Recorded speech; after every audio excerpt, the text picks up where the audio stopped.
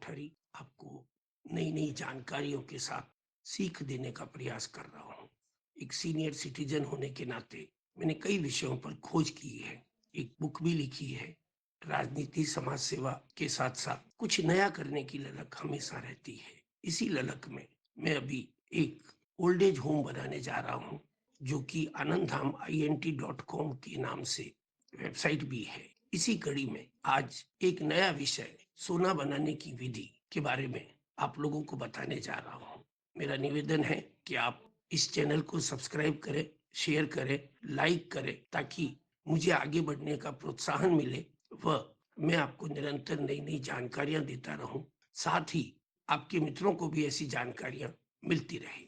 सोना बनाने की विधि के बारे में जब मैंने मंथन किया तो पता चला कि सोना बनाने और उसको घर में सहेजना और महिलाओं को आभूषण से प्यार, और आजकल तो पुरुष भी गले में हाथ में कहीं न कहीं सोना पहनकर प्रसन्न होते हैं, वह अपने आप को धनाढ्य बताने का प्रयास भी करते हैं। सोना पीढ़ियों से हमारे लिए महत्वपूर्ण रहा है। शादी ब्याह जो कि भारतीय पद्धति से होते हैं, उसमें भी सोना बहन बेटी को देना अपना कर्तव्य समझते हैं। सोना वो वस्तु है जिसे औरत का श्रृंगार कहा जाता है और बुरे समय में किसी भी समय उसको तुरंत प्रभाव से बेचा जा सकता है और आने वाली आर्थिक संकट को कहीं न कहीं एक बार धक्का लगाया जा सकता है।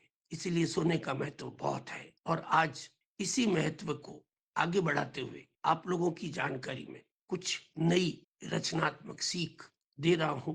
आप इस वीडियो को अंत तक सुनेंगे तो ही समझ पाएंगे कि वास्तव में मेरा उद्देश्य क्या है। मित्रों, ये वीडियो विशेष रूप से युवाओं को समर्पित है और युवा ही देश की वह ताकत है जो देश को किसी भी जगह आगे ले जाने में सहयोग अधिक से अधिक कर सकते हैं।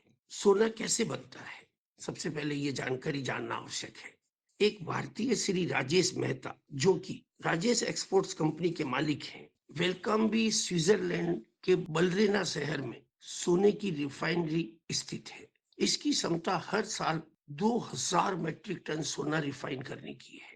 यानी हमें गर्व है कि श्री राजेश मेहता ऐसी दुनिया की सबसे बड़ी गोल्ड रिफाइनरी के मालिक भारतीय हैं। यानी भारतीय भारत में ही नहीं, पूरी दुनिया में अपना कितना वर्चस्व रखते हैं, यह हर भारतीय के गर्व की बात भी है, वह प्रेरणा का स्रोत भी है। भारतीयों की उच्च प्रबंधन क्षमता से दुनिया भर के कई देशों में अलग अलग तरीकों से भारतीयों ने अपना परचम फहरा रखा है। यह बात अगर हर भारतीय समझ ले तो हर भारतीय इतना सक्षमता से अपनी क्षमताओं का यानी काबिलियत का सही उपयोग करे तो देश पुनः सोने की चिड़िया बन सकता है। शर्त है कि अपनी क्षमता को समझना और निखारना और उसका सही से उपयोग करना। जो पहले से ऐसा कर रहे हैं और अपनी प्रतिभा का लोहा मनवा रहे हैं, मैं पुनः कहना चाहूंगा कि हमें ऐसे भारतीयों पर गर्व है। मैं उनका हार्दिक अभिनंदन करता हूँ। श्री राजेश मेहता जैन है या वैश्य है तो भारतीय। राजेश एक्सपोर्ट्स के राजेश मेहता द्वारा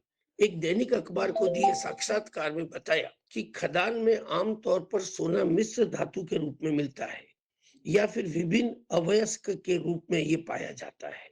सबसे पहले चट्टान के रूप में मिले इन अयस्कों को धोया जाता है और मिल में छोटे छोटे कणों से पीस लिया जाता है। फिर पीसे हुए अयस्क को पारे की परत चढ़ी हुई प्लेटों से गुजारा जाता है। सोना और पारा मिलकर अमलगम बनाते हैं और इस अमलगम को तब तक गर्म किया जाता है जब तक पारा गैस बनकर न उठ जाए। इस प्रक्रिया में आखिर में सोना बचता है। पिघले हुए सोने को ईंट या बिस्किट के रूप में ढाला जाता है। इसी ईंट व बिस्किट से सोने के आभूषण बनाए जाते हैं। मित्रों, सोना बनाने की विधि मैंने आप तक पहुंचा दी, पर अब प्रश्न है, आप सोना कैसे बना सकते हैं? ये जानना भी जरूरी है और वह इसीलिए आप इस वीडियो को देख भी रहे हैं। सोना बनाने की बहुत सारी विधियां हैं जिसमें आप अपने जीवन में जितना चाहे सोना बना सकते हैं। आवश्यकता है कि आप में लगन, मेहनत, जुनून, डेडिकेशन और किसी भी कार्य करने की पक्की जिद हो और आप इस जिद से सफलता प्राप्त कर सकते हैं। आवश्यकता है संस्कार से ओतप्रोत रहे, अपनी व अपने साथियों की काबिलियत, मेहनत, लगन, अपनी ऊर्जा का सही इस्तेमाल करें, परिणाम की परवाह किए बिना अपना 100% देने का प्रयास करें। आप चाहे जितना सोना बना सकते हैं, देश की प्रतिभाओं ने अपने अपने फील्ड में इसी तपस्या से नाम व दाम कमा अपने परिवार, शहर, राज्य व देश के नाम का रोशन किया है। वे आज इतने सामर्थ्यवान हो गए हैं जैसे उन्होंने अपने यहाँ सोना बनाने की रिफाइनरी लगा रखी हो और वे स्वयं सोना बना रहे हो। सोना जरूरी नहीं है कि खान से निकाल के ही बनाया जाए, ये भी जरूरी नहीं है कि रिफाइनरी से निकाल के बनाया जाए। आप खुद सोने की खान बने और अपने दिमाग और काबिलियत को रिफाइनरी के रूप में उपयोग करें। आप भी अपनी खूब प्रतिभा दिखाएं और फिर आप खूब सोना बनाएं। मित्रों, यह बात मैंने जिस तरीके से आपको समझाई है, अगर आपके समझ में आ जाती है तो आप जितना चाहे सोना बनाने में सफल हो सकते हैं। देश की कई प्रतिभाएं हैं, मैं यहाँ सबका नाम लेना संभव नहीं है, पर चूंकि मैं क्रिकेट का शौकीन हूं इसलिए मुझे नाम क्रिकेट के ज्यादा याद है। उसमें सुनील गावस्कर, श्री विराट कोहली, श्री युवराज सिंह, श्रीमान सचिन तेंदुलकर, जिन्हें भगवान का दर्जा मिला है। इस प्रकार आजकल क्रिकेट में महिलाएं भी आगे आई है और खेल जगत के अलावा फिल्मी हस्तियां, बड़े बड़े गायक कलाकार, इन्होंने अपनी प्रतिभा को निखारा। ये भी साधारण लोग थे।